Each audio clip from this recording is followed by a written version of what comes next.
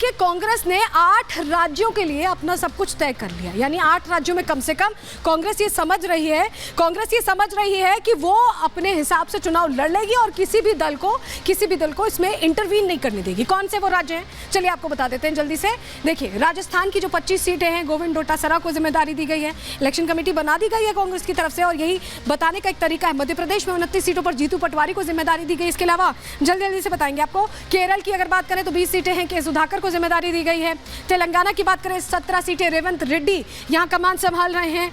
हिमाचल प्रदेश की बात करें 4 सीटें हैं जहां प्रतिभा सिंह को जिम्मेदारी दी गई है। छत्तीसगढ़ की 11 सीटें दीपक बैज के पास हैं, संभाले हुए हैं वो। और नागालैंड की बात करें 1 सीट के लिए एस जमीर को जिम्मेदारी दी गई और मणिपुर के लिए के मेघचंद्र सिंह को जिम्मेदारी दी गई। तो ये जो 8 राज्य हैं, यहाँ पर लग रहा है कम से कम कांग्रेस को कि वो अपने आप सब कुछ संभाल लेगी, लेकिन पेच फंस रहा है और राज्यों में, और कांग्रेस यहीं पर चाह रही है कि उसे ज्यादा सीटें मिले।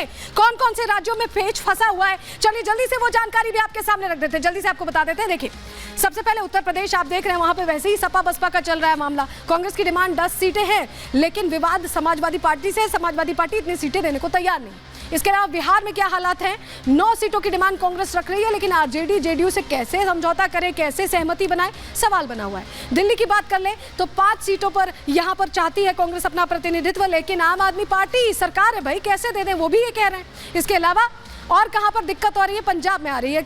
8 सीटों की डिमांड यहां भी कांग्रेस कर रही है और आम आदमी पार्टी से सीधे मनमुटाव रहता है। आम आदमी पार्टी अभी बहुत हाँ करने की स्थिति में नहीं है। तमिलनाडु की बात कर ले तो डीएमके, जो इनकी दूसरी साथी है इंडी गठबंधन की, 10 सीटें चाह रहे हैं, लेकिन डीएमके ने अभी तक इसको लेकर कोई हामी नहीं भरी। तो जो क्षत्रिय दल है, क्षत्रप जो है, वो भी नहीं चाह रहे। अगर हम पश्चिम बंगाल की बात करें तो 5 सीटों की डिमांड यहां भी कांग्रेस ने रखी है, लेकिन टीएमसी ममता बनर्जी क्या हामी भरेंगी, ये अभी फिलहाल हालातों को देखकर नहीं लग रहा है। जम्मू कश्मीर की बात कर लेते हैं, 3 सीटों की डिमांड यहां पर भी है, लेकिन पीडीपी और एनसी क्या यहां पर जरा भी जगह बनने देगी, ये सवाल है। महाराष्ट्र की भी बात कर लेते हैं, 26 सीटें यहां पर चाहती है कांग्रेस, डिमांड 26 सीटों की है, लेकिन एनसीपी में शरद गुट है, शिवसेना उद्धव गुट है, क्या वो पहले आपस में बांटेंगे या इनको देंगे। तो ये जो बंटवारा है ये गांठ बनता जा रहा है और यही वजह है कि मल्लिकार्जुन खड़गे ये कह रहे हैं कि इंडी गठबंधन में ये सब कुछ तय होना ऐसा है जैसे कौन बनेगा करोड़पति खेल लेना। देखिए, क्या इंडिया अलायंस के अंदर ऐसी कोई बात चल रही है कि चेयरपर्सन आपको इंडिया गठबंधन की और कन्वीनर नीतीश कुमार? देखिए, ये कौन बनेगा करोड़पति बोले जैसा। तो लोकसभा चुनाव से पहले ये तमाम नेता एक मंच पर आए, एक लक्ष्य बनाया, लेकिन लक्ष्य हासिल करने से पहले ये आपस में ही लड़ते भिड़ते दिख रहे हैं, आपस में ही खटपट होती दिख रही है, तो लक्ष्य तो और दूर जाता जा रहा है। रिपोर्ट देखिए।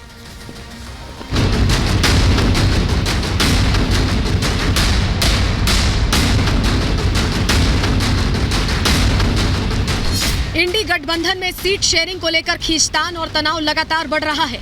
सीट बंटवारे को लेकर राज्यों में दबदबा रखने वाली रीजनल पार्टियां कांग्रेस के लिए मुश्किलें खड़ी कर रही हैं। वहीं कांग्रेस अपने दोनों हाथों में लड्डू चाहती है। 8 राज्यों में इलेक्शन कमेटी की घोषणा करके कांग्रेस ने साफ संदेश दे दिया है